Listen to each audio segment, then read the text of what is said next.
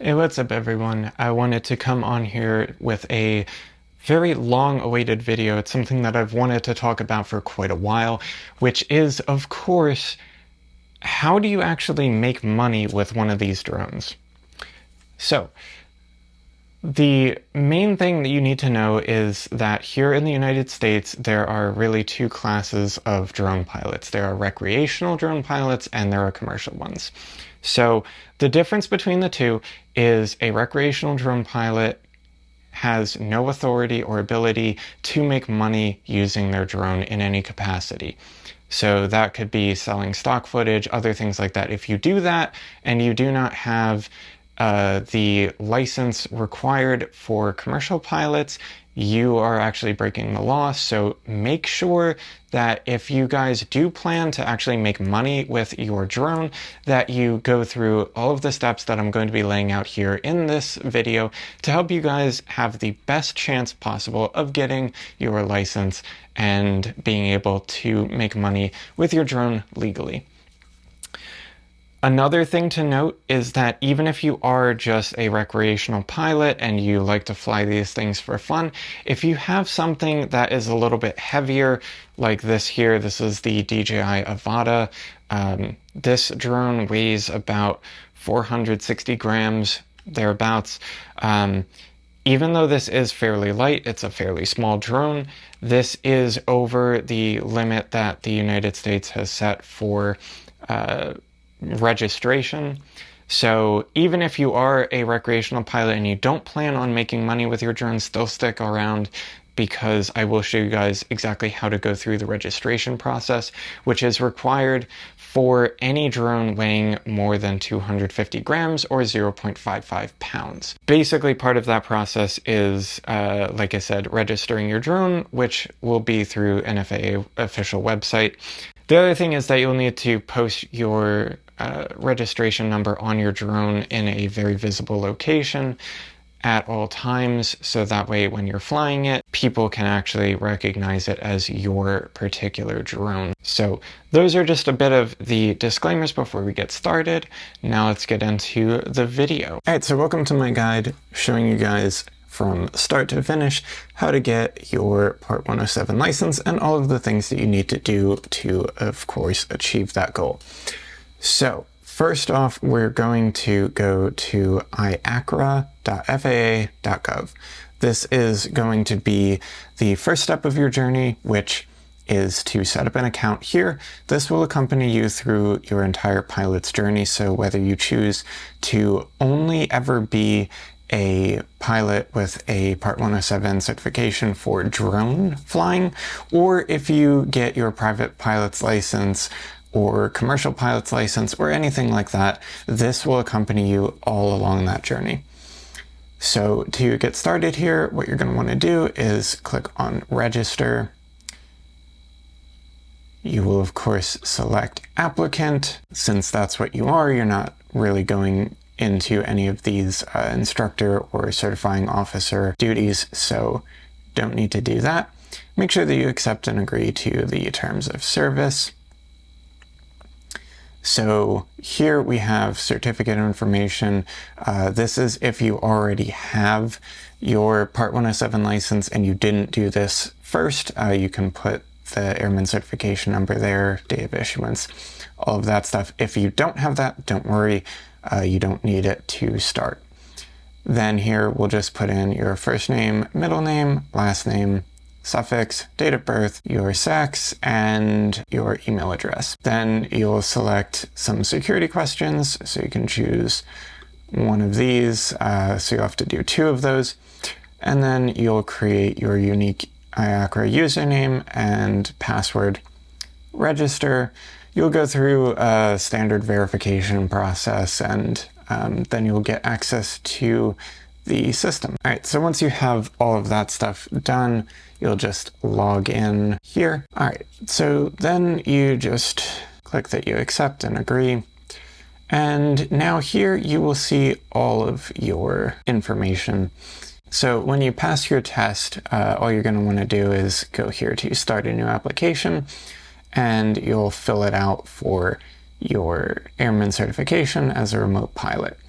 So as you can see here, I have my certification, date it was issued, and that will expire 2 years from the date that you actually got it certified. So that's basically the first part of the process, is getting your IACRA credentials in place and ready to go. So the next thing that we want to do here is sign up for a PSI account. So this is the account that basically the FAA uses to schedule your exam, as well as to record your exam results and transfer them into IACRA. So all you're going to do here is, if you don't have an account already, click create an account. You'll have to read all of this stuff, verify your eligibility. You'll need to put in your FAA tracking number, which can be found on IACRA. So if we go over here, your FTN will be the first thing on the left-hand side panel under user information. So you'll just input that here for the FTN, your first name, your last name, and then you'll just click continue, go through this entire process, and then you will have your account set up. All right, and so now here, what we're going to do is see a huge list of all of these pilot certifications for anything from being a remote pilot all the way to a commercial pilot or an aviation technician or anything else. So obviously, for the purposes of this, you want to get your remote pilot license. So what you're going to do is scroll all the way to the bottom and find Unmanned Aircraft General Small UAG. So this is going to be the certification that you want. It's for unmanned aircraft systems, and so we're just going to select here on the side. All right, so this is basically just a disclosure for you. Make sure that you read this and are aware that you will not receive refunds. So make sure that you do this only when you are confident that you are ready to take your exam. Some people recommend signing up for the exam, say like a month or 2 out, so that way you have a date set and you have a real reason to study. For myself, I didn't really do that. I basically went through the process. I took about a couple of weeks, got myself familiar with all of the content of the test, and then I signed up for an actual exam day. However you choose to do it, just make sure that you are aware that you will not be refunded for the money that you put down. So make sure that when you do this, you are confident that you will be able to follow through and finish the exam and pass it. For me, I passed the first time. It's not really such a hard test, but you do need to study, because the information that's going to be on here is not stuff that you would know just generally as a person, unless you are familiar with piloting lingo and you are familiar with basically things that affect performance of an aircraft and of course other things like that. But once we're ready with this, you confirm, say yes. It'll then bring up a list of testing locations. So for me, I've already done this, so I'm obviously not going to actually sign up for an exam, but for you, you would choose one because you haven't attempted this. I've attempted this one time already and I passed. So for me, I have to select 2, but you would choose 1 if you've never taken it. So here, what we want to do is select none because you are likely not already a pilot. Then select your accommodations if you need any. I don't, so we'll click continue. No accommodation needed. All right. Then we just want to read through this, make sure that you understand what is allowed and what is not allowed at the testing site.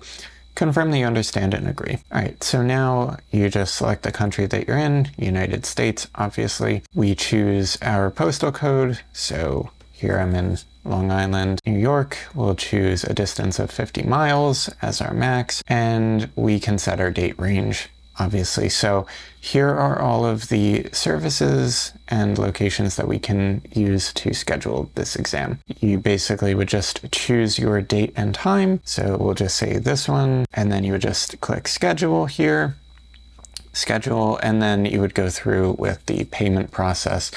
and then you would get a confirmation and an email, and you just want to bring that along with you to your exam so that way you have everything in order, arrive to the exam on time, preferably before, and meet with your exam proctor.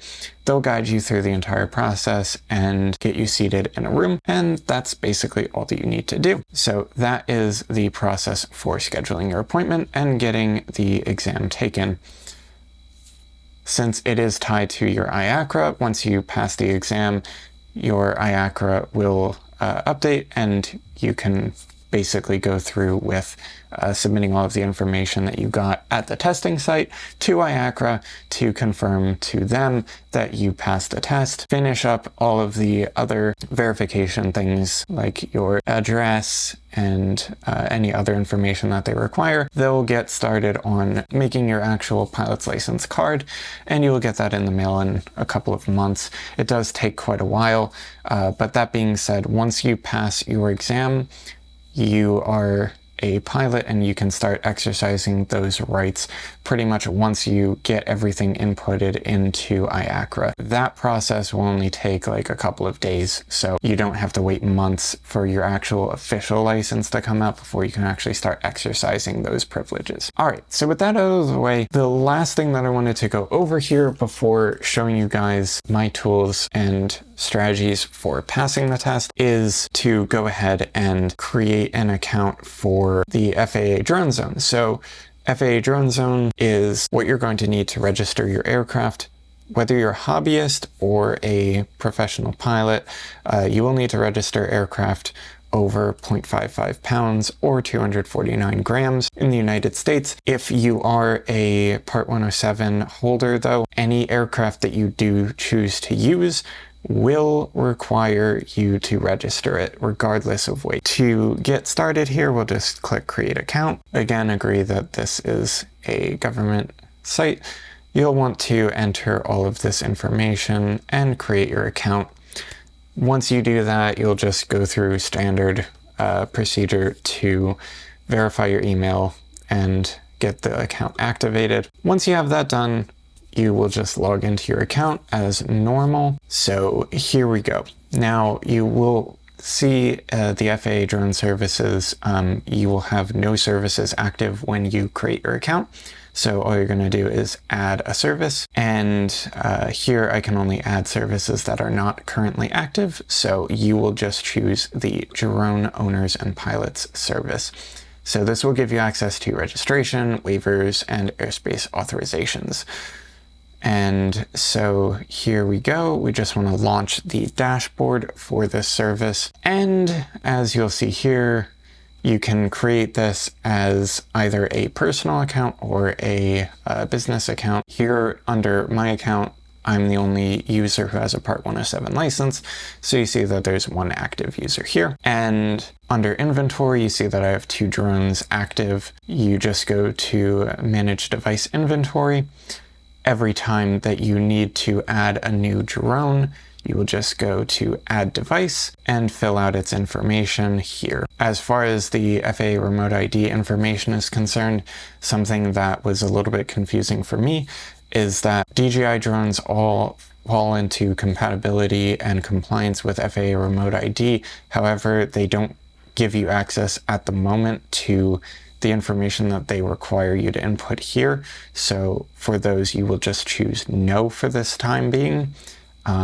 At a later date, I'm sure that they'll update it, and so then you can actually input the remote ID information directly to the drone zone. But for right now, just choose no. Then you'll just select your device type, your manufacturer, serial number, nickname, and UAS model, all of that stuff. If it is a fabricated drone, you can select serial number not applicable. And then just add your device. It'll put it into your cart, and then you'll just check out for that $5 fee to activate the license. And those licenses are good for 2 years. So every 2 years, you'll need to re-update that license. All right, so with that out of the way, the last thing that I want to touch on are resources that are available to you. So you can go ahead and sign up for Drone U if you want. This is a service that includes a lot of information from Part 107 training all the way through basically building up and scaling your drone business and getting clients, all of that type of stuff. It does start at $57 a month, which is fairly expensive. You also do get access to their community if you want that. And if you're a student, you can get a cheaper option for your monthly or annual subscription.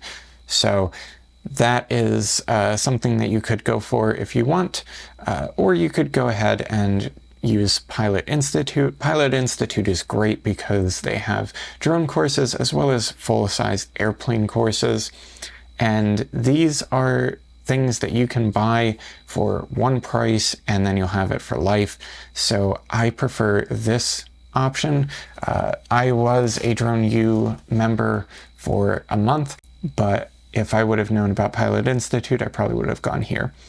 So here you can go to the Part 107 Commercial Drone License course, and you can pick that up right now for $149. They have plenty of other courses here, some free ones. So this is definitely a pretty nice place to go if you're looking to learn some information about the Part 107 certification and get yourself up to speed before you take your test. All right, so here you see that I'm on my iPhone, Part 107 test. This is a free application, however, you can upgrade to Pro as I have. And so what's great about this is that you have a whole host of things that you can work through. So here on the main screen, we have regulations, airspace requirements, loading and performance, weather, operations, and bonus questions. And inside of each of these, you can go through and there are going to be 5 parts. With the free version, I believe you only get access to Part 1 and maybe Part 2 as well. But these are basically a handful of questions that are real test questions grouped by these categories. And if we go over here to this next tab, you can choose to go through any of the practice tests that they have available to you. So you have practice test 1, which I think is included with the free version, and practice test 2, 3, 4, 5, and 6.